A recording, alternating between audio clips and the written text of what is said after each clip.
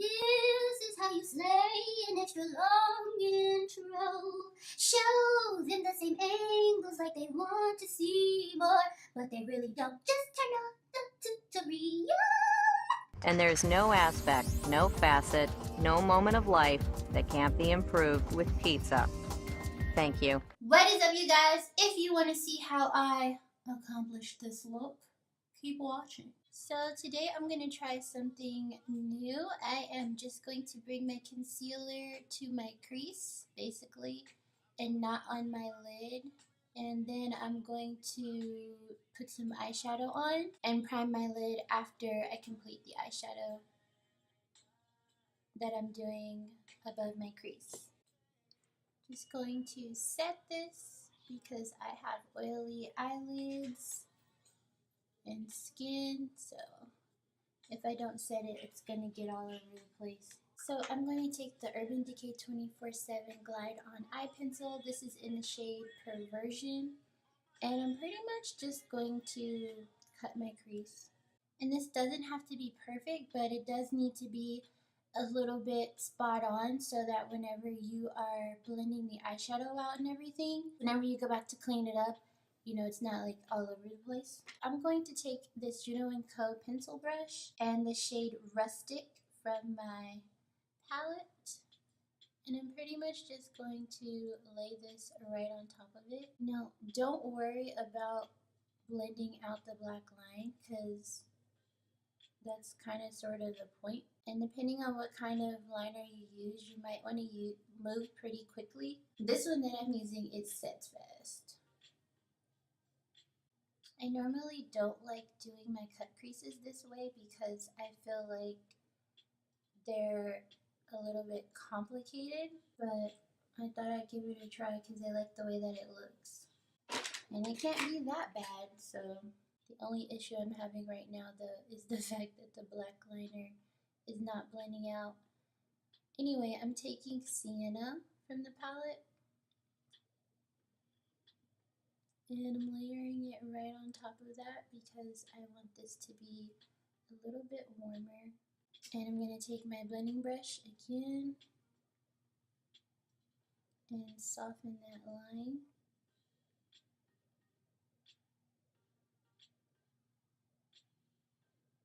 I'm actually going to dip into the shade Burnt Orange and sweep it right across.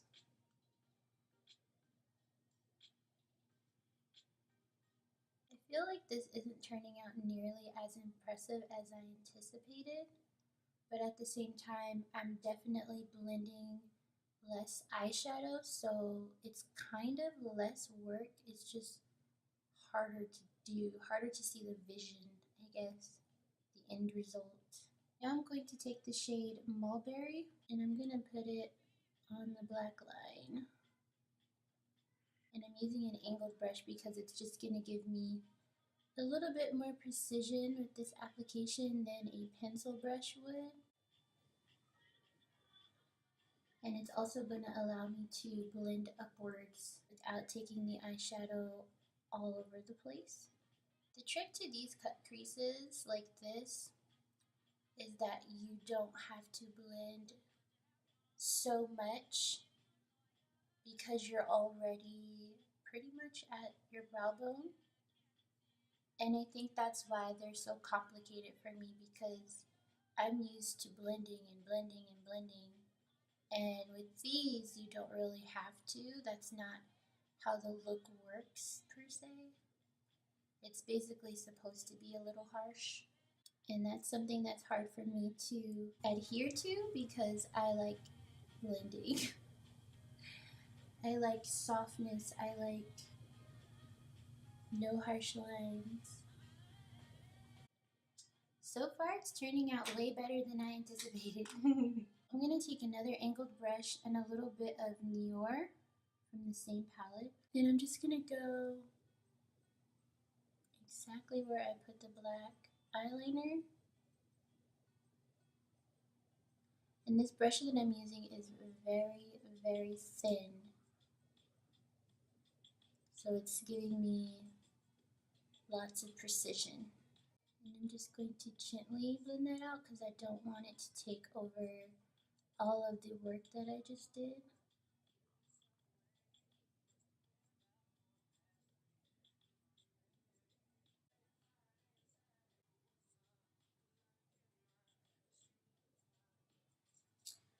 Alright, so there's that. Got a little bit of black on my lid, but I'm going to go ahead and do the other eye. Hopefully it turns out just as good. And I will be right back. Y'all will not believe what I did to get the rest of the product out of here. I'm over here searching high low for a brush skinny enough to stick it in there. But anyway, I'm going to take my Kat Von D Lock-It Concealer. This concealer is really, really awesome. It's one of the only ones that I actually like putting on my lids because it kind of sort of sets itself and it doesn't crease like other concealers. And I'm going to basically cut my crease again, and I'm cleaning up the line around the black, you know, that I just made basically. You want to really take your time when you're doing this because this concealer can literally mess up all of that eyeshadow work you just did. And then I also like to close my eyes so I can see if I was precise or not. Put this all across my lid. I'm going to take some Laura Mercier Loose Translucent Setting Powder. And I'm going to start right here where all my creasing usually is.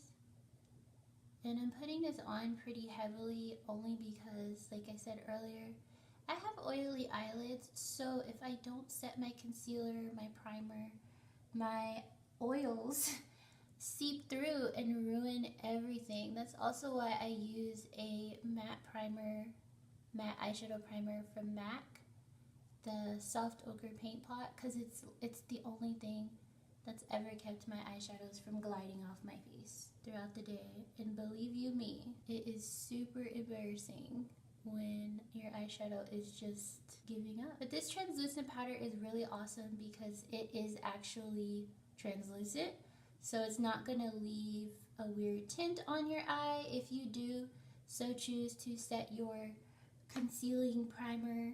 I'm so glad I've realized that this brush fits in that tube because I love this concealer so much, but it's so expensive and I can't afford to buy it as frequently as I can my other concealer, my LA Girl Pro Concealer. So it's just like, Another thing to keep in mind whenever you're using concealer as primer on your eyelids is you don't need a lot at all. A little bit will go a long way, especially for eyeshadow primer. It's really no different, honestly. So you don't have to pack it on, and the more product you have, the harder it'll be to set if you have oily eyelids and you have to set your concealer for your eyeshadow. And with this, you want to make sure that you blend the concealer out towards your cheekbones, because whenever you put on foundation or concealer underneath your eyes, if you do that, it'll just blend right in. Okay, so now I'm just checking to make sure that the inner corners match, and right now they don't. So I'm going to make this one a little bit wider. I don't think I'm going to add eyeliner only because I kind of don't feel like it. And I like the way that, you know, it looks kind of like negative space, you know, stuff like that. I'm going to use my Smashbox Radiance Primer, and this one has hyaluronic acid in it for that beautiful glow.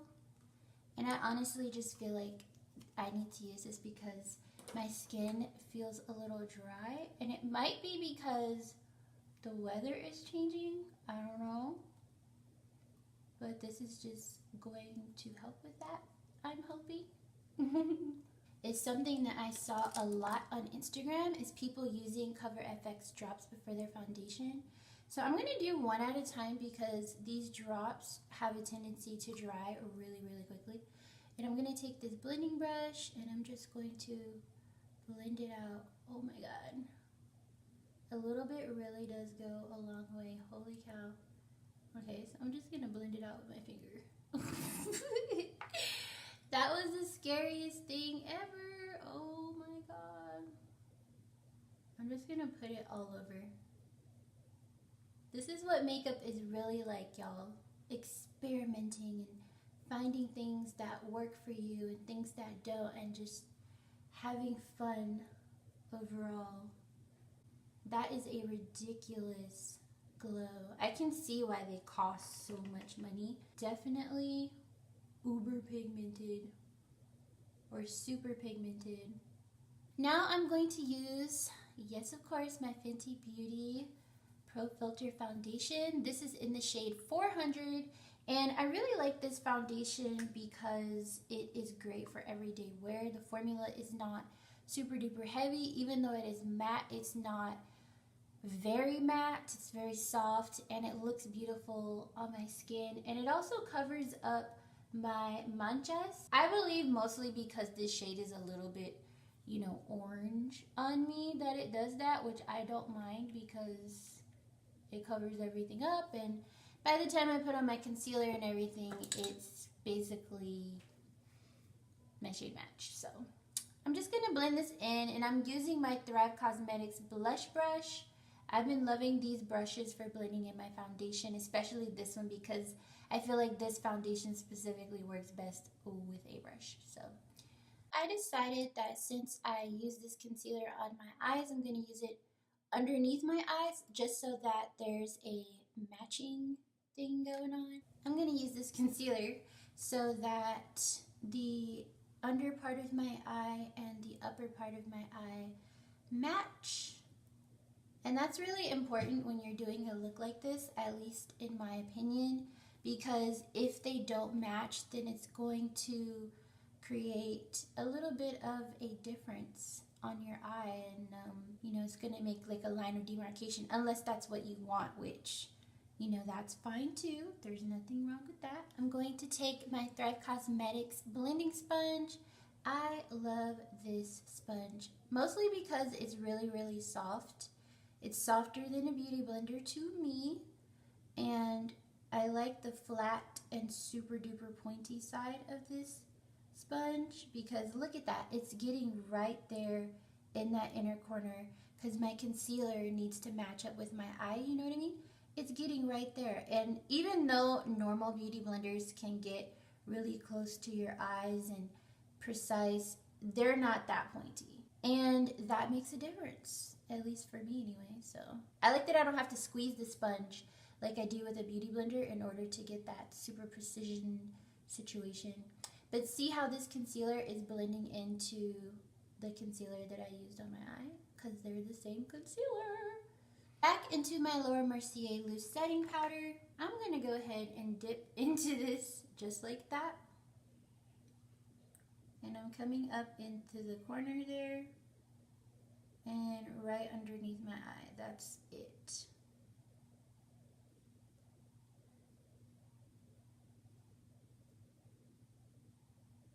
I'm also going to go ahead and bake the sides of my nose.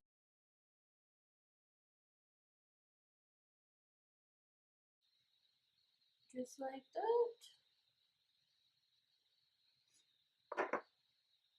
And for my jawline, I am going to actually use my Sacha Buttercup setting powder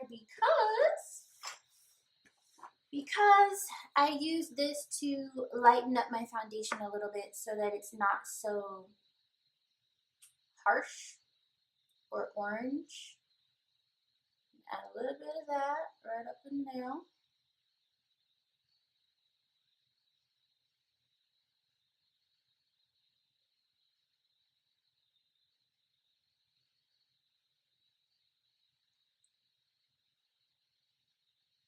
So, as you can see, my glow is consistent here. What I want to do is I want to highlight before I contour. And the reason why is because I feel like whenever I contour first, it takes over the glowy part of my face that I didn't set. And I don't like that, because in order to make a highlight, especially a powdered highlight, pop, your concealer, your foundation and stuff need to not be set in that area. And I learned that from Amra, taking the damp side of my beauty blender and my NARS Le Multiple. And I'm going to tap it right on top of that. Oh, it's gorgeous. Gorgeous, darling. Yes. I love it.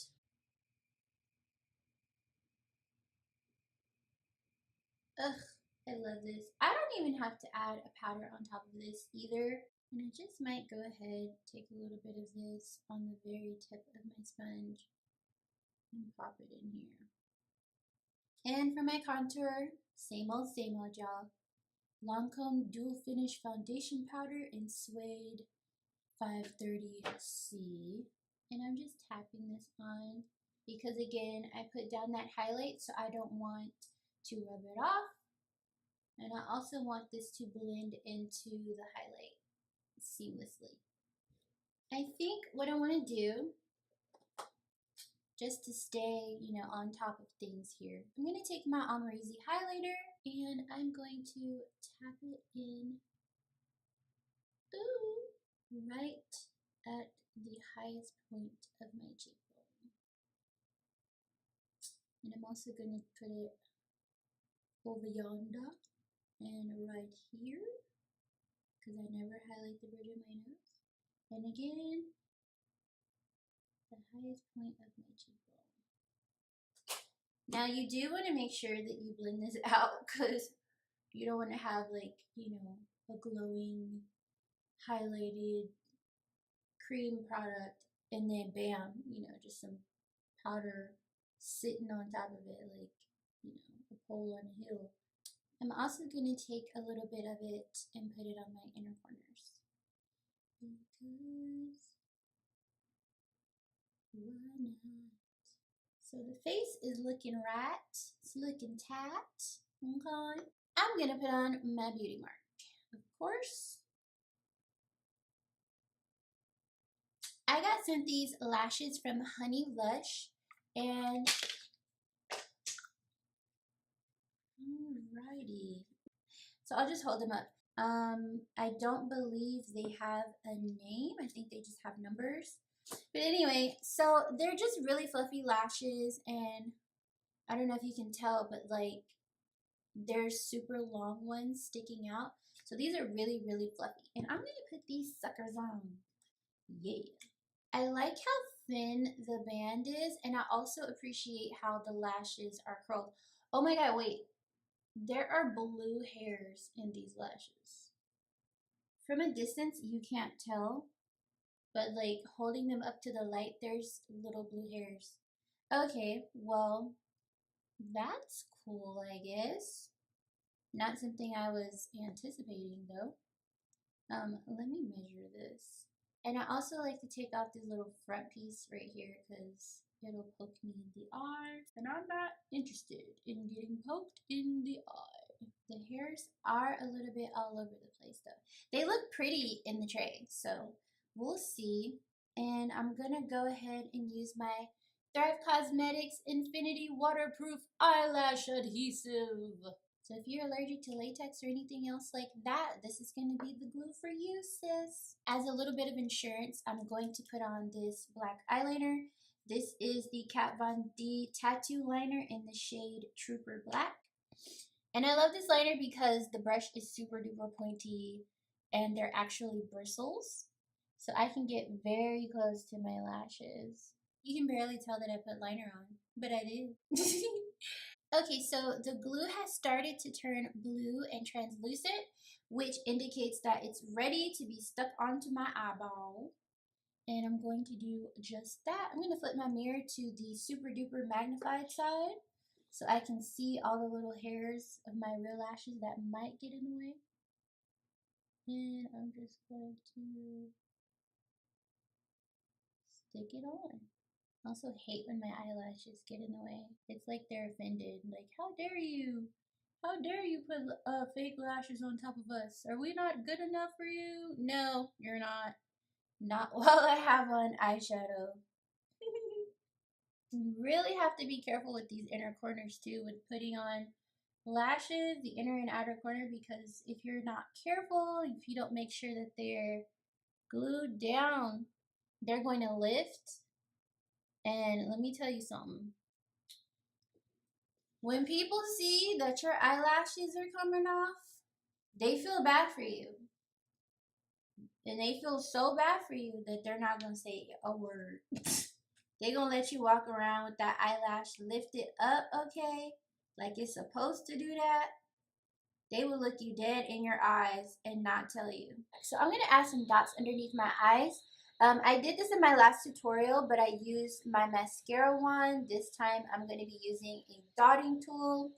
And basically what I'm going to do is look in my eyes where they sit. I'm looking straight. And then I'm going to go right under that. And you want to make sure you go underneath your lashes for this, because if you don't, they'll get in the way and mess up the line. Or mess up the circle. And you can do this if you have wrinkly eyes like me. Okay, so back to my mascara like I was doing in the first place. I'm going to put on some lip liner. This is in the shade Brown from NYX.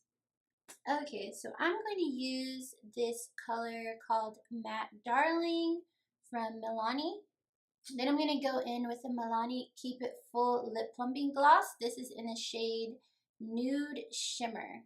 Okay, so let's see if my ears can take it now. There we go. Yes, finally finished. Finally. This is the final look, and I love it. I'm glad I got to sit down and try this out.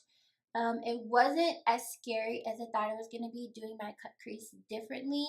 It actually was pretty easy. It was just hard getting the gist of blending in such a small space, and also recognizing that it's not going to be just like super duper blended because it's a different technique. So anyway, I love it. I do like the lashes. I wish they were more defined though.